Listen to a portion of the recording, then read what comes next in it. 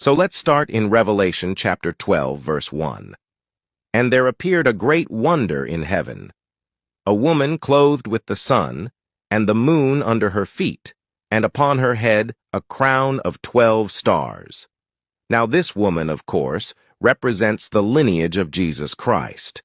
She is pregnant and she is having contractions, and we see this big dragon appear. Okay, now this dragon, if you read Revelation, you know dragons are symbolic of kingdoms.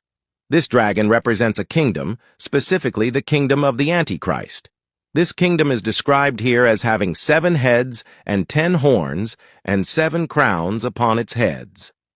By contrast, in Revelation 13:1, the crowns are on the horns, not having individual power, but a federation. Crowns on the head represent individual kings ruling world empires, the 7 kingdoms that tried to destroy the Messiah's bloodline. Egypt, Pharaoh killing babies, Assyria, armies dragging Israel captive, Babylon, temple burning, Persia, Haman's decree, Greece, Antiochus defiling the temple, Rome, Herod's decree to kill every child born under 2 years old. Finally, Holy Roman Empire, Antichrist rising. Verse 4 tells us that this dragon's tail sweeps across the earth and it pulls down 1/3 of the stars of heaven. The stars of heaven, of course, represent the angels of heaven. And this is symbolic of the fact that the kingdom of the Antichrist will have angelic beings fighting for it. But notice what the dragon does. The dragon takes those stars and casts them to the earth. The dragon takes angels and casts them to the earth. Why? To fight for him. To join him in his battle against this woman who is ready to give birth. Because this woman is giving birth to a male child. And the dragon wants to devour the lineage before the Messiah is born. As evident with Egypt, Pharaoh ordered every Hebrew baby born to be cast alive into the river. Herod ordered the massacre of all baby boys in Bethlehem and surrounding areas. Now that child, of course, is symbolic of the Messiah's kingdom. That child is going to rule all nations with a rod of iron. But notice the child is taken up immediately. The child is taken up to God and to his throne. So the woman, having given birth, flees into the wilderness, where there's a place prepared for her by God where she can be fed for 1260 days. Now, while this woman is in the wilderness, there is war in heaven. And this is a heavenly war that happens before this earthly war. Now, the outcome of this war is already decided, okay?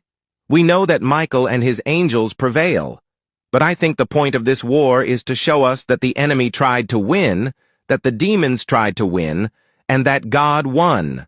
God won in heaven. His angels won, and the victory was given to the woman, to his people. Let's read verses 10 through 12. These are some of my favorite verses in all of Revelation. They're so good. Verse 10 says, "And I heard a loud voice saying in heaven, Now is come salvation, and strength, and the kingdom of our God, and the power of his Christ. For the accuser of our brethren is cast down, which accused them before our God day and night. And they overcame him by the blood of the Lamb, and by the word of their testimony. And they loved not their lives unto the death." So the accuser, of course, is Satan. Satan is the accuser. He accuses God's people day and night. But notice, he is defeated. He is defeated by the blood of the Lamb and by the word of their testimony. And they loved not their lives unto the death. These are martyrs. These are people who give their lives for the gospel, who go to the point of death for their testimony. And their testimony, of course, is the gospel, the death, burial, and resurrection of our Lord Jesus Christ. The gospel message is the power of God unto salvation.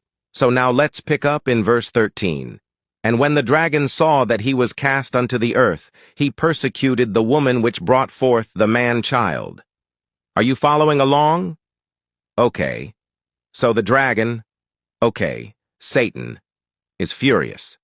He's angry. He realizes that he lost.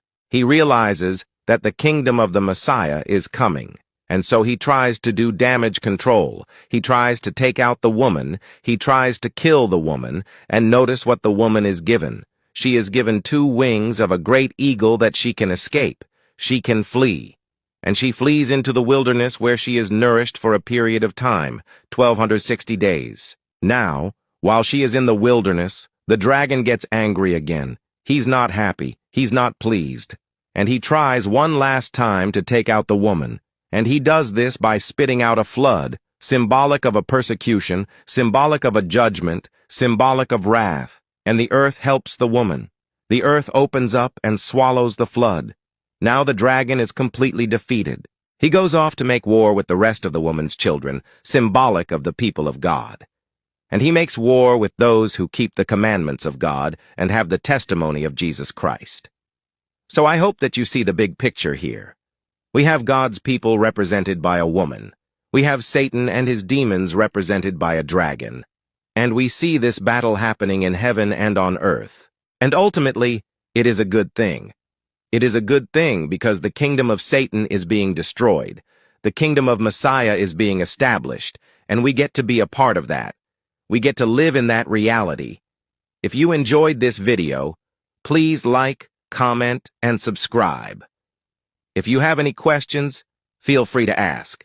This is covered in the End Times Equation, book sold on Amazon, links in the bio. God bless you.